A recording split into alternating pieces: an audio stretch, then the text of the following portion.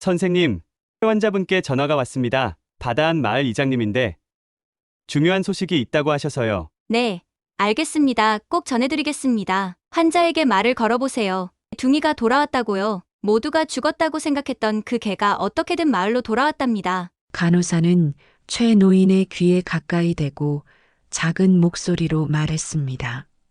할아버지, 들리시나요? 둥이가 살아있대요. 집에 돌아왔대요. 순간 아무도 예상치 못한 일이 일어났습니다. 한 달 넘게 움직임이 없던 노인의 손가락이 미세하게 떨렸습니다. 심장 모니터의 그래프도 살짝 변화했습니다. 안녕하세요. 인생은 60부터입니다. 오늘도 소중한 이야기를 진심을 담아 들려드리려고 합니다. 편안한 마음으로 함께 해주시길 바라며 이야기 시작하도록 하겠습니다. 노을빛이 서서히 물들기 시작하는 작은 어촌 마을 바다안, 모두가 둥이라고 부르는 누런 털의 강아지와 최 씨는 때려야 뗄 수 없는 사이였습니다. 그들은 단순한 반려견과 주인의 관계를 넘어 서로에게 가장 소중한 존재였습니다. 매일 아침 파도 소리와 함께 최 노인은 눈을 떴습니다. 둥아, 우리 오늘도 좋은 하루 시작해볼까? 최 노인의 부름에 둥이는 꼬리를 흔들며 곁으로 달려왔습니다. 노인의 손길이 둥이의 머리를 쓰다듬자 둥이는 그 따스함에 눈을 지그시 감았습니다.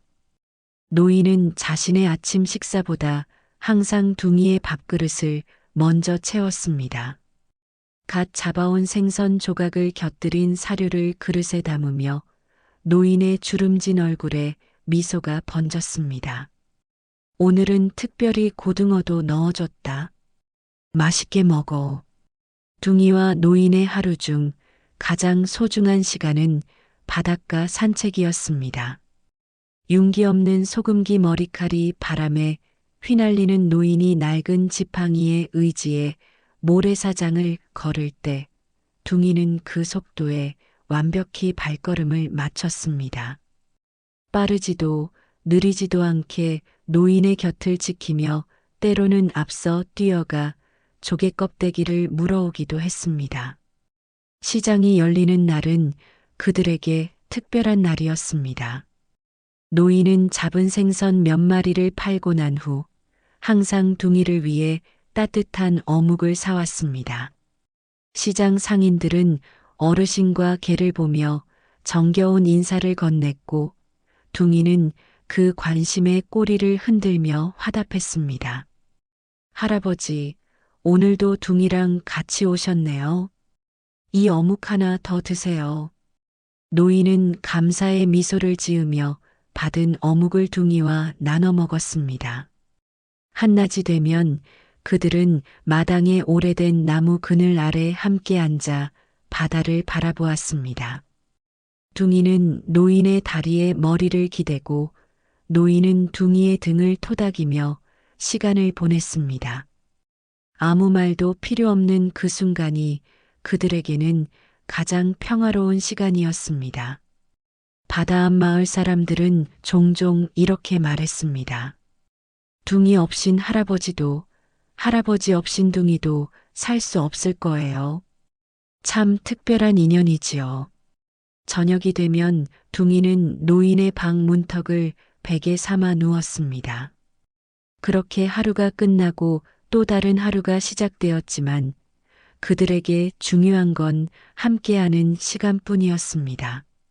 세월이 흐르며 노인의 걸음은 더욱 느려졌고 둥이의 털에도 하얀색이 섞이기 시작했지만 그들의 마음속 서로를 향한 애정만은 날이 갈수록 더욱 깊어만 갔습니다. 하지만 평온했던 바다안 마을의 일상은 겨울의 시작과 함께 갑작스럽게 흔들렸습니다. 차가운 바닷바람이 거세게 불던 11월의 마지막 날, 최 노인과 둥이는 평소처럼 해변가를 산책하고 있었습니다. 그날따라 파도가 높게 일었고 바다 위로는 검은 구름이 몰려오고 있었습니다. 둥아, 이제 집에 돌아가자. 날씨가 안 좋아지는구나.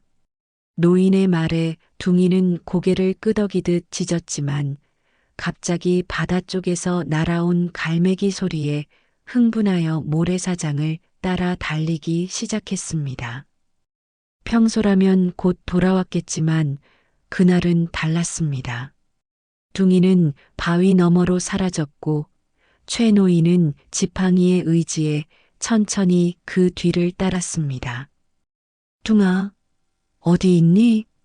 노인의 부름에도 둥이는 돌아오지 않았습니다. 바위 너머에 도착한 노인은 둥이의 모습을 찾아 주변을 살폈지만 개의 흔적은 보이지 않았습니다. 불안감이 엄습해 왔습니다. 폭풍이 다가오는 바다를 바라보던 노인은 멀리 파도에 휩쓸려가는 노란 물체를 발견했습니다. 순간 심장이 멎는 듯 했습니다. 둥아, 둥아. 노인은 필사적으로 외쳤지만 이미 둥이는 거친 파도 속으로 사라지고 있었습니다.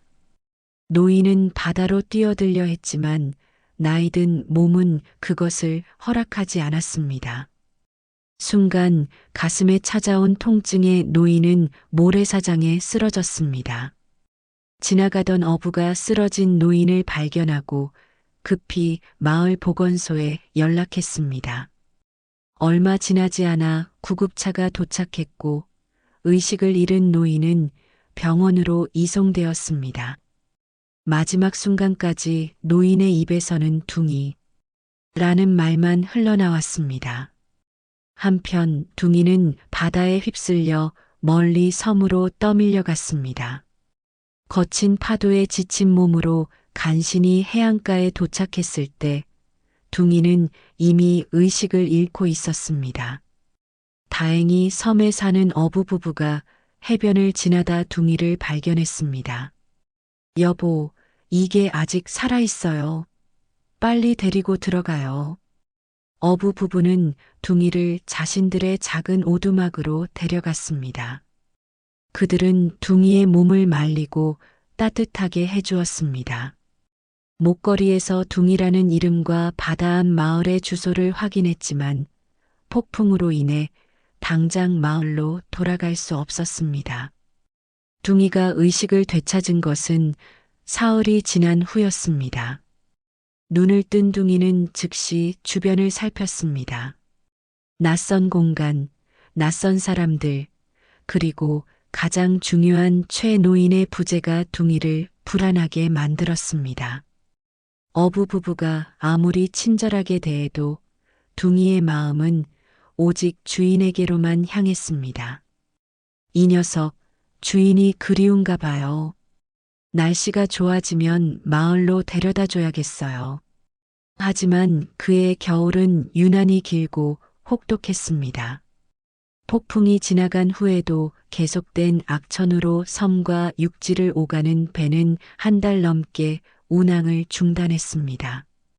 둥이는 매일 해변가에 나가 바다암 마을 방향을 바라보며 시간을 보냈습니다. 어부 부부가 던져주는 공에도 맛있는 생선에도 관심을 보이지 않았습니다. 그렇게 한 달이 지나고 마침내 날씨가 개었습니다. 어부는 약속대로 둥이를 배에 태워 육지로 향했습니다. 하지만 안타깝게도 그는 바다암 마을에 대해 정확히 알지 못했고 둥이를 데리고 가장 가까운 항구 도시에 내려놓을 수밖에 없었습니다. 미안하다, 둥이. 여기서부터는 내가 길을 찾아가야 할 것 같구나. 어부의 작별 인사와 함께 둥이는 낯선 도시의 부두에 홀로 남겨졌습니다. 이제 둥이에게는 오직 하나의 목표만 있었습니다. 주인이 기다리고 있을 바다암 마을로 돌아가는 것. 그 길이 얼마나 멀고 위험한지도 모른 채 둥이는 본능적으로 바다암 마을 방향을 가늠해 발걸음을 옮기기 시작했습니다. 낯선 항구 도시의 소음과 냄새는 둥이를 혼란스럽게 했습니다. 생선 비린내, 디젤 엔진 매연, 수많은 사람들의 발자국 소리가 둥이의 감각을 압도했습니다. 하지만 그 모든 것 중에서도 둥이는 가장 중요한 것, 바다의 방향을 놓치지 않았습니다. 해안선을 따라가면 언젠가는 바다 앞 마을에 도착할 수 있으리라는 본능적인 확신이 있었습니다. 첫날, 둥이는 항구 주변을 맴돌며 상황을 파악했습니다. 사람들은 바쁘게 오가며 노란 레브라도에게 관심을 두지 않았습니다. 한 생선 가게 주인이 던져준 생선 머리로 허기를 달랬지만 그것만으로는 긴 여정에 필요한 체력을 유지할 수 없었습니다. 밤이 되자 둥이는 항구 구석에 웅크려 차가운 바닷바람을 견뎌냈습니다. 새벽이 밝아오자 둥이는 결심한 듯 해안도로를 따라 걷기 시작했습니다. 목에 달린 이름표와 주소가 유일한 신원 증명이었고 최 노인의 채취가 남아있는 낡은 목줄이 유일한 위안이었습니다. 도시의 소음이 점점 멀어지고 해안도로는 점점 좁아졌습니다. 둘째 날 비가 내리기 시작했습니다. 갑작스러운 겨울비에 둥이의 털은 금세 젖었고 몸은 떨려왔습니다. 그럼에도 발걸음을 멈추지 않았습니다. 도로변 작은 가게의 처마 밑에서 잠시 비를 피했지만 비가 그치지 않자 결국 빗속을 헤치며 계속 걸었습니다. 지나가는 트럭 운전사가 경적을 울려 길가에서 멀어지라고 경고했지만 둥이는 꿋꿋이 해안선을 따라 계속해서 나아갔습니다.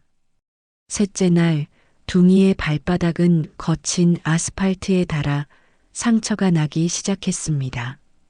걸음을 내디딜 때마다 통증이 전해졌지만 주인을 찾아야 한다는 의지가 그 고통을 이겨냈습니다. 작은 어촌 마을을 지나며 둥이는 바다안과 비슷한 냄새를 맡았습니다. 잠시 기대감에 차올랐지만 곧 그곳이 자신의 마을이 아님을 깨달았습니다. 마을 어귀에서 한 아이가 둥이에게 다가왔습니다. 강아지야, 어디서 왔니? 배고프지? 아이가 건넨 빵 조각을 맛있게 먹은 둥이는 고마움의 표시로 꼬리를 흔들었습니다. 아이의 어머니가 둥이의 목걸이를 확인했습니다. 바다 앞 마을이라. 여기서 북쪽으로 30km는 더 가야 할 텐데. 여자는 둥이에게 물과 약간의 음식을 더 주었지만 데려갈 수는 없었습니다. 둥이는 잠시 휴식을 취한 후 다시 길을 나섰습니다. 나흘째, 다섯째 날도 비슷하게 흘러갔습니다. 간혹 친절한 사람들이 음식을 나눠주었고 때로는 위협적인 개들을 피해 돌아가기도 했습니다. 밤이면 추위에 떨며 해변가 바위 틈이나 폐허가 된 어선 밑에서 잠을 청했습니다. 일부 마을에서는 사람들이 둥이를 붙잡으려 했지만 둥이는 항상 그들을 교묘히 피해갔습니다.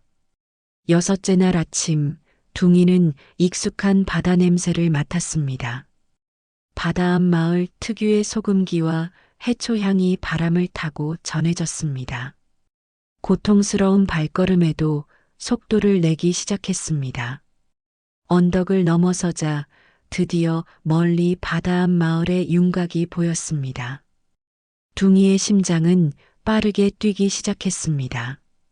마을에 들어서자 몇몇 주민들이 놀란 표정으로 둥이를 알아봤습니다. 저기 둥이 아니야?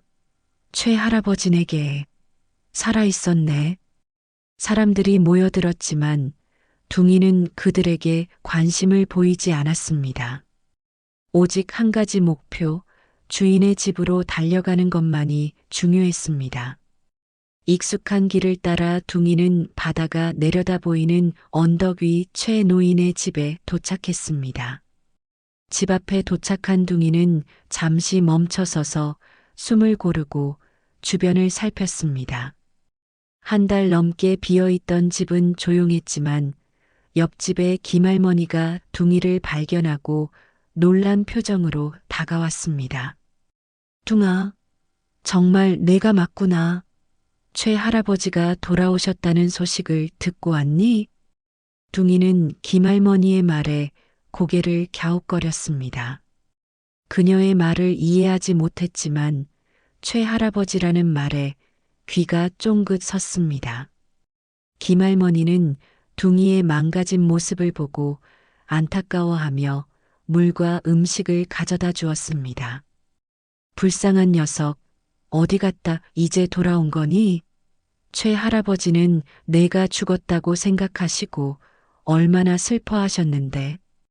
둥이는 음식보다 집 안으로 들어가고 싶어 안절부절 못했습니다. 마당 문이 잠겨 있어 들어갈 수 없자 울타리 밑을 파헤치기 시작했습니다. 김할머니는 이런 둥이의 모습을 보고 마을 이장에게 연락했습니다. 이장님, 둥이가 돌아왔어요. 최 할아버지께 어서 알려드려야겠어요. 병원에 계신다면서요? 해안도립병원 중환자실에서 최 노인은 창백한 얼굴로 누워 있었습니다. 심장마비 후 의식을 잃은 그는 한 달 넘게 혼수 상태에 있었고 의사들은 회복 가능성이 낮다고 판단하고 있었습니다. 노인의 조카 박 씨는 매주 서울에서 내려와 병문안을 했지만 변화가 없는 삼촌의 모습에 점차 희망을 잃어가고 있었습니다. 그날도 평소와 같이 회진을 돌던 담당 의사는 최 노인의 상태를 점검했습니다. 여전히 의식은 없었지만 기본적인 생체 신호는 안정적이었습니다. 의사가 막 병실을 나서려던 그 순간 간호사가 급히 달려왔습니다. 선생님, 최 환자분께 전화가 왔습니다. 바다암 마을 이장님인데 중요한 소식이 있다고 하셔서요.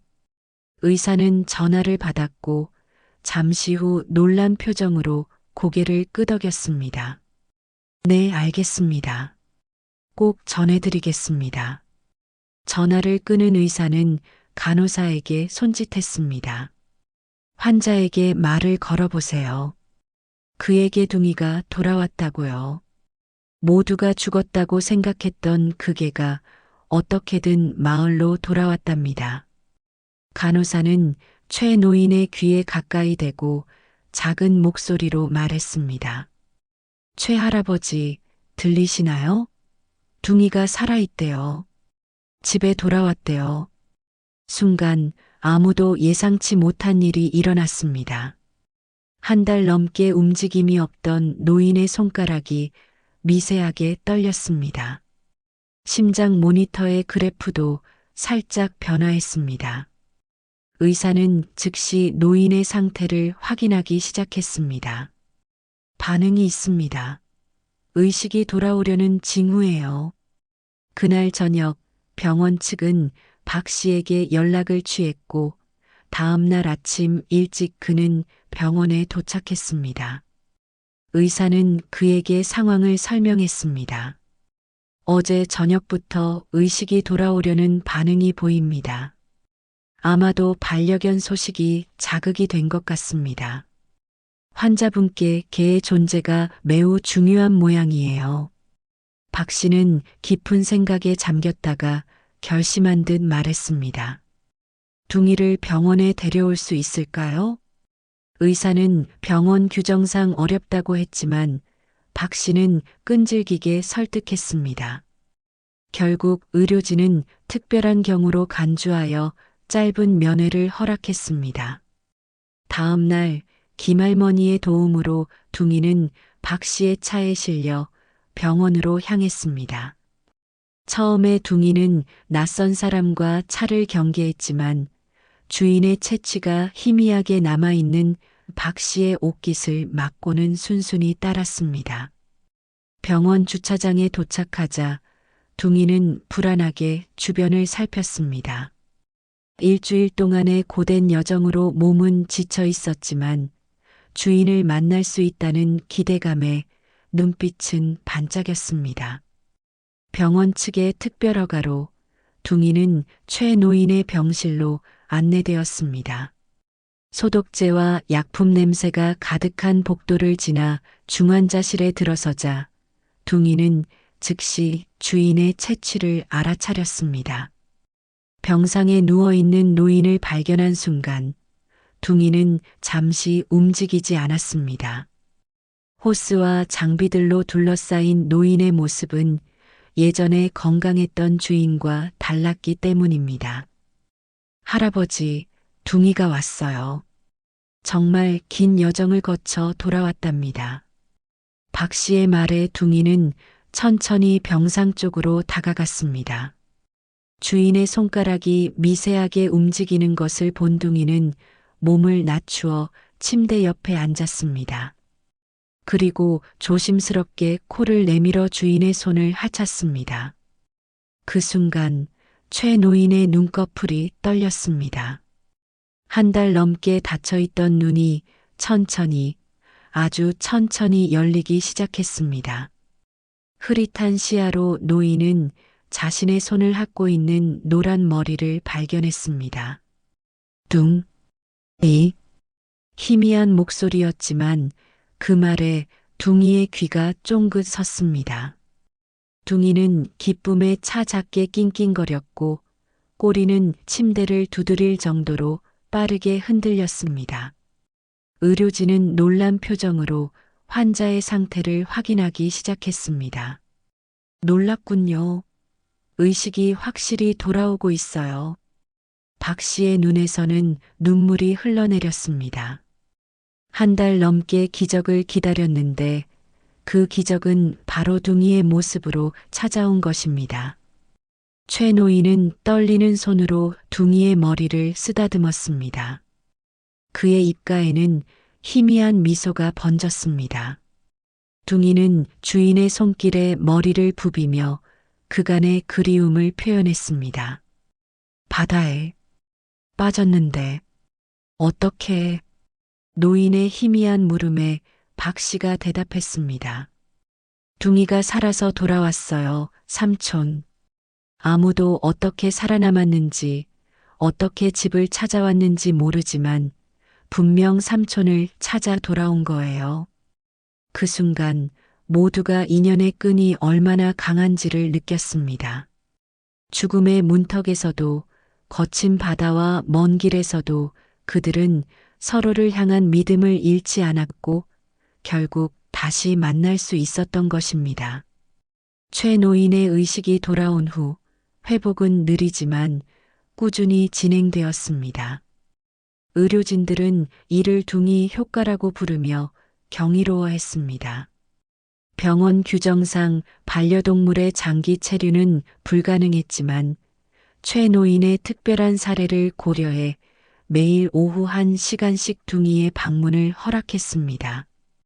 마을 이장은 둥이를 돌보겠다고 자원했고 매일 정해진 시간에 병원을 방문했습니다. 둥아, 오늘도 할아버지 보러 가자.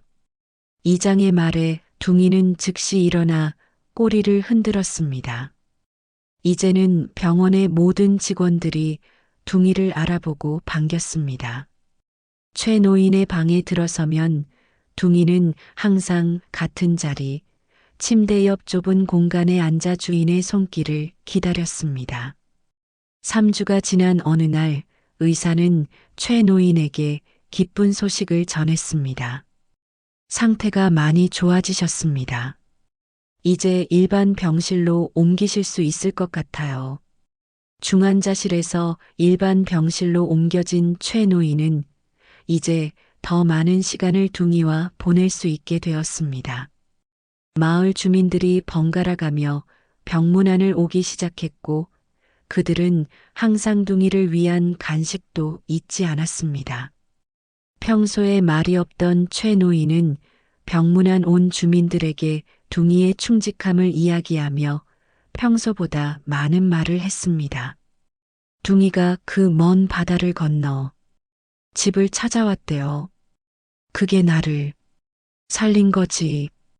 봄이 시작될 무렵 최 노인은 마침내 퇴원 허가를 받았습니다.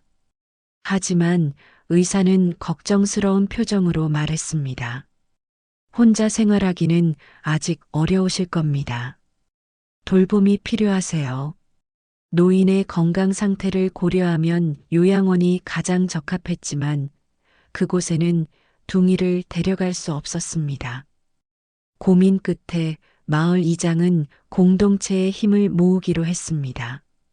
할아버지, 걱정 마세요. 마을 사람들이 번갈아 가며 할아버지를 돌봐드릴게요. 우리 모두 할아버지와 둥이의 이야기에 감동받았거든요. 마을 주민들은 일정표를 만들어 최 노인의 집을 방문할 당번을 정했습니다. 누군가는 식사를 가져오고 다른 이는 청소를 돕고 또 다른 사람은 둥이를 산책시키기로 했습니다. 바다 앞 마을 전체가 하나의 가족처럼 최 노인과 둥이를 돌보기로 한 것입니다. 퇴원 당일 둥이는 평소보다 더 흥분된 모습이었습니다. 5달 만에 최 노인과 함께 바다 앞 마을로 돌아가는 날이었기 때문입니다. 둥아, 이제 집에 가자. 최 노인의 말에 둥이는 기쁨에 찬 소리로 짖었습니다. 휠체어에 앉은 노인의 옆을 지키며 둥이는 병원을 나섰습니다. 마을 이장의 차에 오르면서도 둥이는 한시도 노인의 곁을 떠나지 않았습니다. 바다 앞 마을로 돌아가는 길, 창문 밖으로 펼쳐지는 해안 풍경을 바라보며 최 노인은 감회에 젖었습니다. 죽음의 문턱에서 돌아온 자신과 불가능한 여정을 통해 집을 찾아온 둥이, 그리고 이들을 도운 수많은 사람들의 선의가 마음을 따뜻하게 만들었습니다.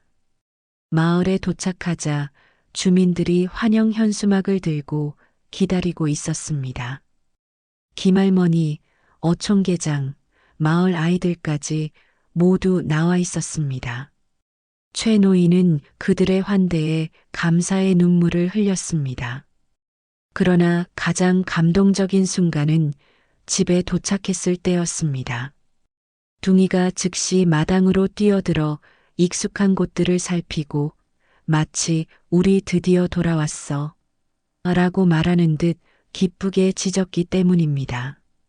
둥아, 정말 고마워. 내가 없었다면 난 지금 여기 없었을 거야. 최 노인은 떨리는 손으로 둥이의 머리를 쓰다듬었습니다. 둥이는 그 손길에 눈을 지그시 감았습니다. 그날 밤 오랜만에 자신의 침대에 누운 최 노인은 창밖으로 보이는 별들을 바라보았습니다. 방 문턱에는 항상 그랬듯이 둥이가 웅크리고 누워 주인을 지키고 있었습니다. 그들의 삶은 이제 새로운 장을 맞이했습니다. 둘 다 예전과 같지는 않았습니다. 노인은 더 약해졌고 둥이의 털에는 이제 희끗한 흰색이 더 많이 섞였습니다. 하지만 그들을 연결하는 인연의 끈은 그 어느 때보다 강해졌습니다. 이제 우리 평화롭게 함께 살자. 노인의 말에 둥이는 마치 이해한 듯 꼬리를 2번 흔들었습니다.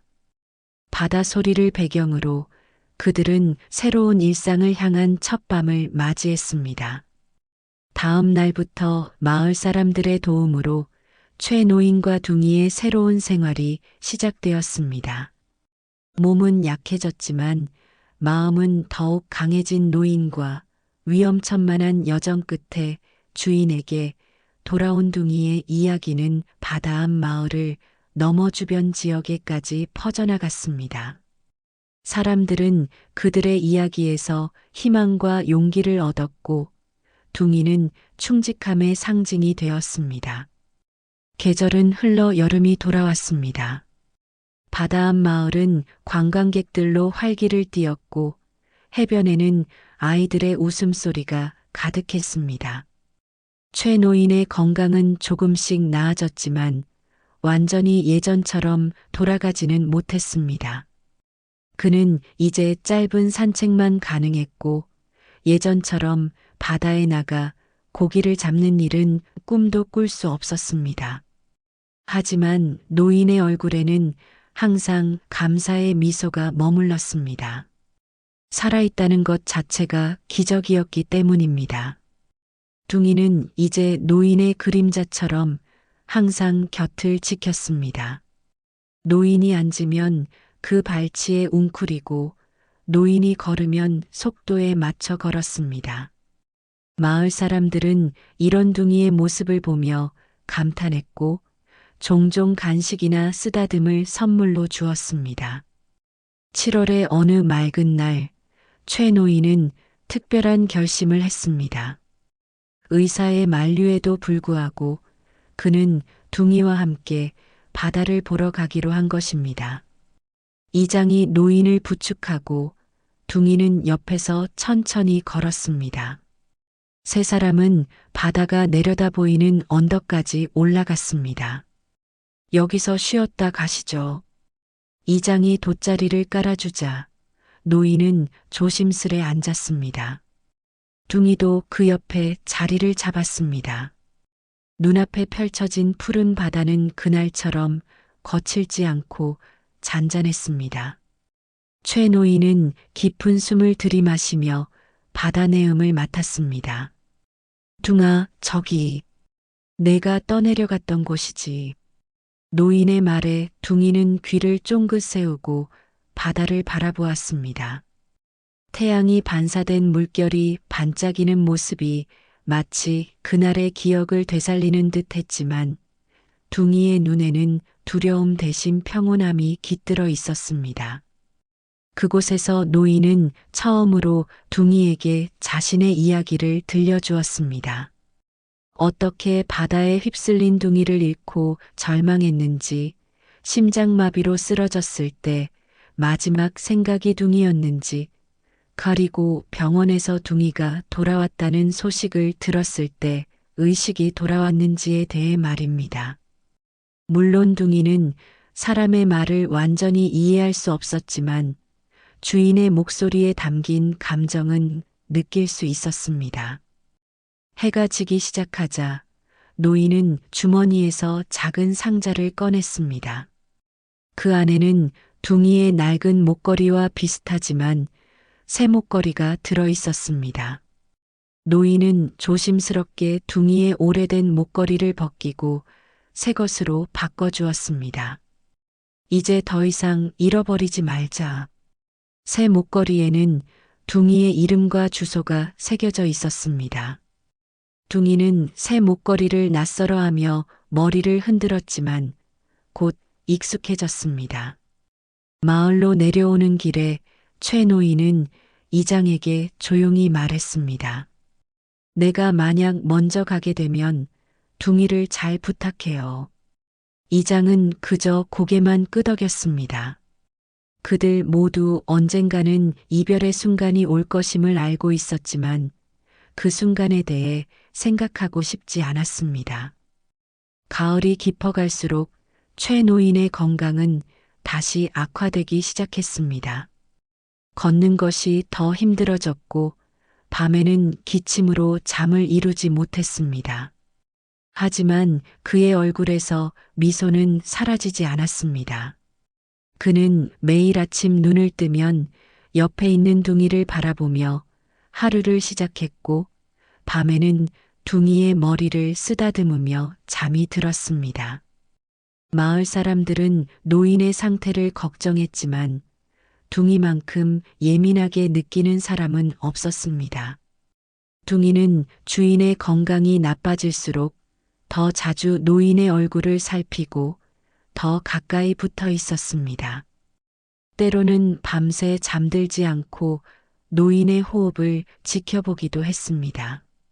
최 노인과 둥이, 그들의 이야기는 이제 단순한 반려견과 주인의 관계를 넘어선 생명의 교감이 되었습니다.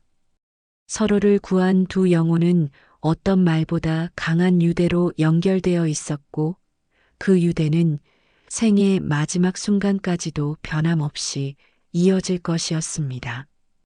겨울이 찾아오자 바다 앞 마을은 다시 조용해졌습니다. 관광객들은 떠났고 차가운 바닷바람만이 거리를 쓸고 지나갔습니다. 최 노인의 건강은 날씨와 함께 더욱 악화되었습니다. 의사는 다시 병원에 입원할 것을 권했지만 노인은 단호하게 거절했습니다. 내 집에서 둥이와 함께 있을래요.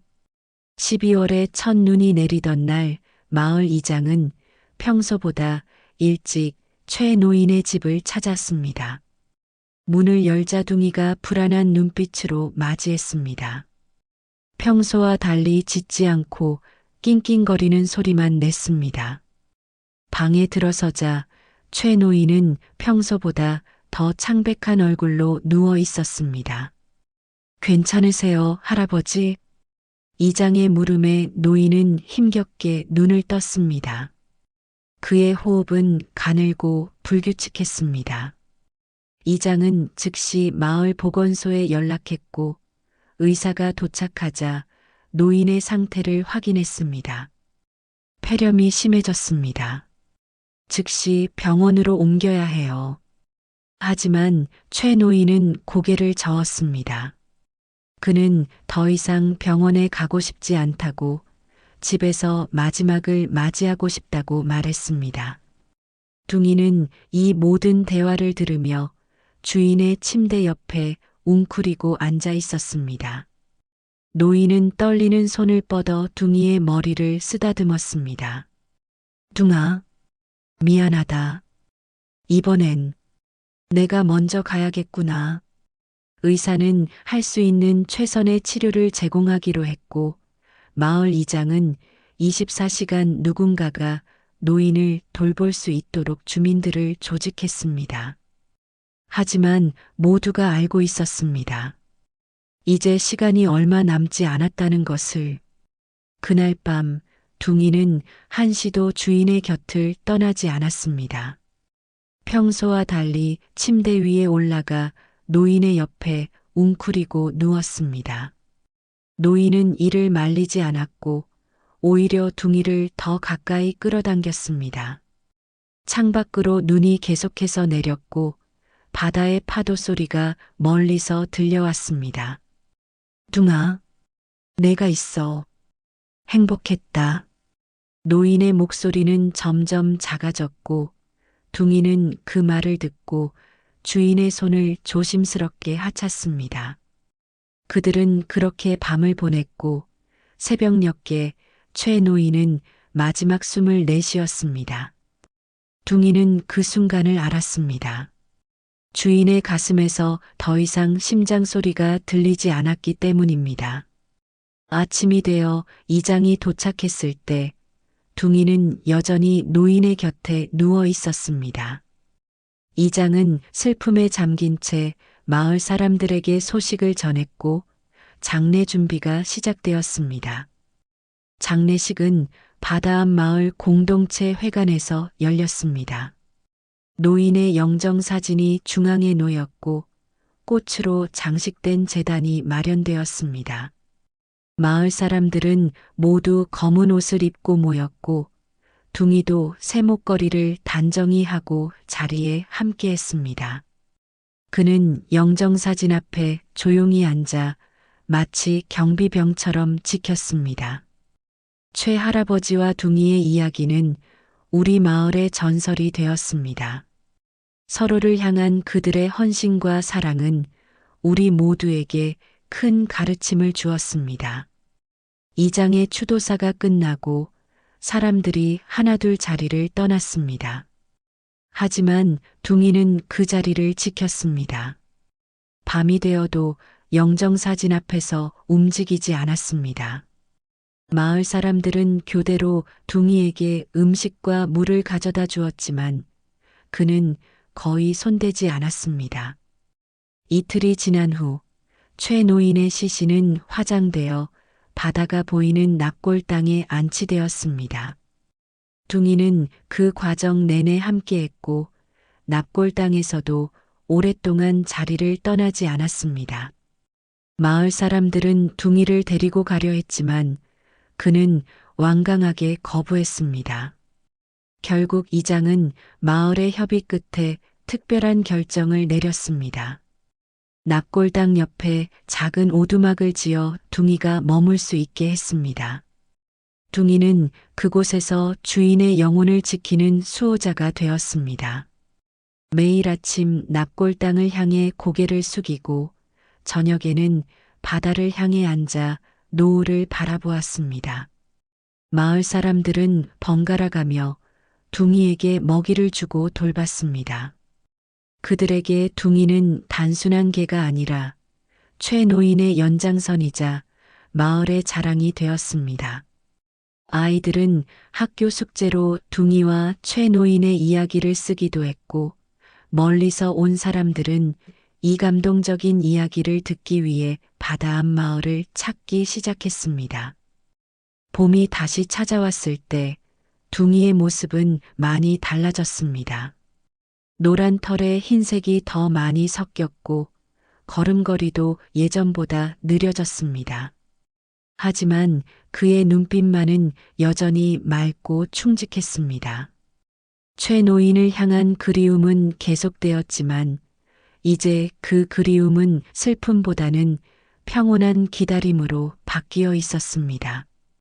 세월이 흘러 바다 앞 마을에도 변화가 찾아왔습니다.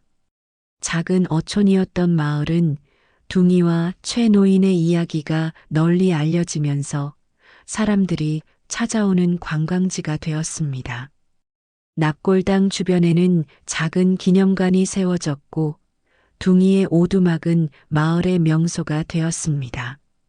이제 나이가 많이 든 둥이는 방문객들에게 인사를 건네는 일만으로도 지쳐했지만 여전히 매일 아침 납골당을 향해 고개를 숙이는 의식은 게을리하지 않았습니다. 그해 가을 마을의 한 노부인이 이사를 왔습니다. 김 여사는 서울에서 40년 넘게 살다가 은퇴 후 조용한 바닷가 마을에서 여생을 보내기로 한 것입니다. 그녀는 납골당 근처에 작은 집을 샀고 어느 날 산책을 하다 둥이를 발견했습니다. 둥이를 처음 본 순간 김 여사의 눈에는 눈물이 맺혔습니다. 그녀에게도 과거에 강아지를 키웠기 때문입니다. 10년 전 그녀의 반려견 별이는 병으로 세상을 떠났고 그 후로 그녀는 더 이상 개를 키우지 않았습니다. 김 여사는 마을 사람들에게 둥이의 이야기를 이미 들은 터였습니다. 그녀는 조심스럽게 둥이에게 다가갔습니다. 나이 든 둥이는 처음에는 경계했지만 김 여사의 부드러운 손길에 곧 마음을 열었습니다. 그날부터 김 여사는 매일 둥이를 찾아와 간식을 주고 함께 시간을 보냈습니다. 둥아, 나랑 같이 걸을래? 김 여사의 제안에 둥이는 천천히 일어나 그녀를 따랐습니다. 둘은 바다를 따라 느린 걸음으로 산책했습니다. 김 여사는 둥이에게 자신의 이야기를 들려주었고 둥이는 마치 이해하는 듯 귀를 기울였습니다. 그렇게 그들의 일상이 시작되었습니다. 겨울이 다가오자 이장은 걱정스러운 마음으로 김 여사를 찾아왔습니다. 둥이가 이제 너무 늙었습니다. 이번 겨울을 어떻게 날지 걱정이에요. 김 여사는 잠시 생각하더니 결심한 듯 말했습니다. 둥이를 제가 돌보겠습니다. 제 집으로 데려가도 될까요? 이장은 처음에는 망설였지만 둥이가 김 여사에게 보이는 특별한 친밀감을 보고 동의했습니다. 납골당 관리인과 마을 어르신들의 허락을 받은 후 둥이는 김 여사의 집으로 이사했습니다. 물론 매일 아침 김 여사는 둥이를 납골당에 데려가 최 노인을 뵙는 시간을 가졌습니다. 김 여사의 집은 따뜻했고 둥이를 위한 공간이 특별히 마련되었습니다. 나이든 둥이는 부드러운 침대에서 편안하게 쉴 수 있었고 따뜻한 음식과 사랑을 받았습니다. 김 여사는 마치 오랜 친구를 돌보듯 둥이를 정성껏 보살폈습니다. 둥아, 내가 내 마음의 빈자리를 채워주는구나. 그의 겨울은 유난히 추웠지만 둥이는 따뜻한 집에서 안전하게 지낼 수 있었습니다. 가끔 밤에 둥이가 불안한 듯 낑낑거리면 김 여사는 함께 침대에 누워 둥이를 안아주었습니다. 그럴 때면 둥이는 마치 최노인의 품에 있는 것처럼 평온해졌습니다. 봄이 오자 둥이의 건강은 더욱 악화되었습니다. 이제는 걷는 것조차 힘겨워했고 식욕도 크게 줄었습니다. 김 여사는 마을 수의사를 불러 둥이를 진찰하게 했습니다. 수의사의 표정은 무거웠습니다. 나이가 많아 모든 기관이 쇠약해졌습니다. 시간이 얼마 남지 않은 것 같아요. 김 여사는 눈물을 삼키며 고개를 끄덕였습니다. 그녀는 둥이의 마지막 날들이 편안하길 바랐습니다. 매일 둥이의 좋아하는 음식을 만들어주고 가능한 한 납골 땅에 데려가 최 노인을 뵐 수 있게 했습니다. 어느 따뜻한 봄날 김 여사는 둥이를 안고 바다가 내려다 보이는 언덕에 올랐습니다. 그곳은 최 노인과 둥이가 자주 앉아 바다를 바라보던 장소였습니다. 김 여사는 둥이를 부드러운 담요 위에 내려놓았고 둥이는 마지막 힘을 다해 바다를 바라보았습니다. 둥아, 이제 편히 쉬어도 돼. 최 할아버지가 너를 기다리고 계실 거야. 김 여사의 말에 둥이의 눈에서 평온함이 느껴졌습니다. 바다의 파도 소리와 갈매기의 울음소리 속에서 둥이는 마지막 숨을 내쉬었습니다. 마치 주인을 찾아 떠나는 것처럼 평화롭게. 마을 사람들은 둥이를 최 노인의 납골당 옆에 안장했습니다. 김 여사는 매주 꽃을 들고 그곳을 찾았습니다. 그녀에게 둥이는 짧은 시간이었지만 특별한 선물이었습니다. 둥이가 떠난 후 김 여사는 매일 아침 둥이와 최 노인의 납골당을 찾아 꽃을 두고 이야기를 나누는 일상을 이어갔습니다. 바다 앞 마을 사람들은 그녀의 헌신에 감사했고 그녀는 마을의 일원으로 완전히 자리 잡았습니다. 김 여사에게 둥이와의 짧은 인연은 깊은 위로가 되었고 비록 자신의 별이는 아니었지만 마지막을 함께한 것에 의미를 두었습니다. 여름이 다가오던 어느 날 바다 앞 마을에 한 노년의 부부가 찾아왔습니다. 도시에서 은퇴한 박노인 부부는 조용한 어촌 마을을 방문하던 중 우연히 둥이의 이야기를 듣게 되었습니다. 그들은 기념관을 찾아 둥이와 최 노인의 사진을 보던 중 갑자기 표정이 굳었습니다. 여보, 이게 순이 아닌가요? 노인의 아내가 떨리는 목소리로 말했습니다. 안내를 하던 김 여사는 그 말에 놀라 그들을 바라보았습니다. 무슨 말씀이신지. 박노인 부부는 그들이 10년 전까지 키우던 순이라는 개의 이야기를 들려주었습니다. 순이는 그들의 아들이 군 복무 시절 데려온 유기견이었고 가족처럼 함께 살았습니다. 하지만 박 노인이 갑작스러운 발령으로 외국 주재원으로 떠나게 되면서 개를 데려갈 수 없어 가까운 친척인 최 씨에게 맡겼다는 것입니다. 최 씨가 바로 최 노인인가요? 우리는 그가 어느 시골에 산다는 것만 알았지 정확한 연락처도 없었어요. 귀국 후에 찾아보려 했지만 김 여사는 충격에 말을 잇지 못했습니다. 마침 기념관에 있던 이장이 다가와 이야기를 들었습니다. 그는 자세한 확인을 위해 마을 주민들 중 최 노인을 잘 알았던 이들을 불렀습니다. 맞아요.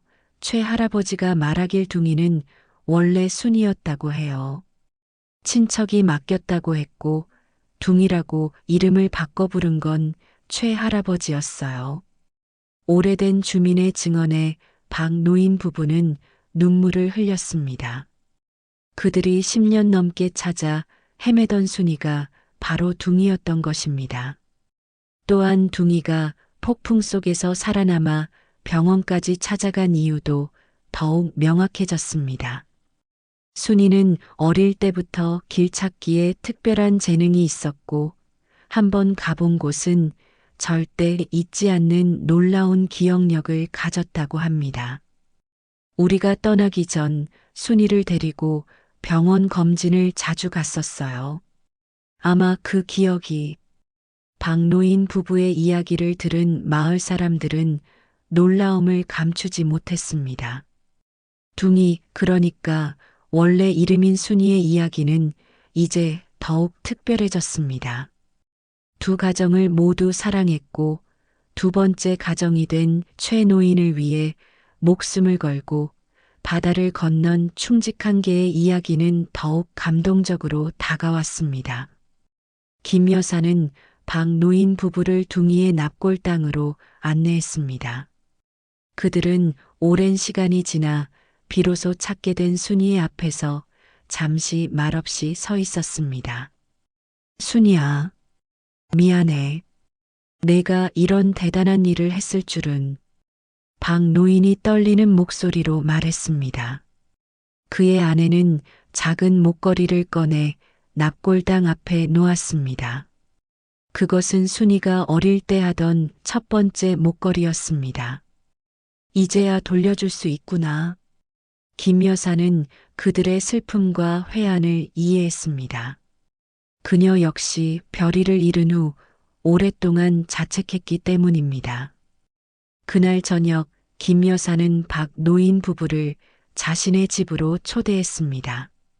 그들은 밤늦도록 각자의 반려견 이야기를 나누었고 서로의 그리움과 아픔을 위로했습니다.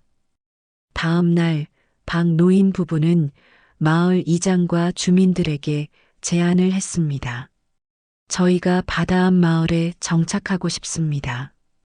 순이, 아니, 둥이의 곁에서 여생을 보내고 싶어요. 마을 사람들은 기꺼이 그들을 환영했고 노인 부부는 마을 입구에 있는 작은 집을 구입했습니다. 그들은 자신들의 자금으로 순이와 둥이의 집이라는 유기견 보호소를 설립했고 김 여사가 함께 관리하기로 했습니다. 이제 바다 앞 마을에는 특별한 세 사람이 살게 되었습니다. 모두 사랑하는 반려견을 잃었지만 그 상실을 통해 서로를 찾은 사람들. 그들은 매일 아침 둥이와 최 노인의 납골 땅을 함께 찾았고 그곳에서 자신들의 하루를 시작했습니다. 보호소에서 구한 첫 번째 개는 폭풍우 속에서 발견된 어린 레브라도였습니다. 아직 이름 없는 그 강아지를 보며 박 노인의 아내는 말했습니다. 이 아이의 이름은 희망으로 하면 어떨까요? 순이가 우리에게 희망을 남겨주었으니까요. 그렇게 희망이라는 이름의 강아지는 세 사람의 새로운 동반자가 되었습니다. 마치 순이와 둥이의 이야기가 또 다른 형태로 다시 시작되는 것 같았습니다. 바다 앞 마을은 이제 단순한 어촌이 아닌 상처받은 영혼들이 서로를 치유하는 특별한 장소가 되었습니다. 여기까지 오늘의 이야기였습니다. 끝까지 사연을 잘 들어주셔서 감사합니다. 이렇게 나누는 이야기가 서로에게 작은 위로가 되길 바라며 다음에도 더 좋은 이야기로 찾아뵙겠습니다. 늘 건강하시고 행복하세요. 사연 많은 집이었습니다.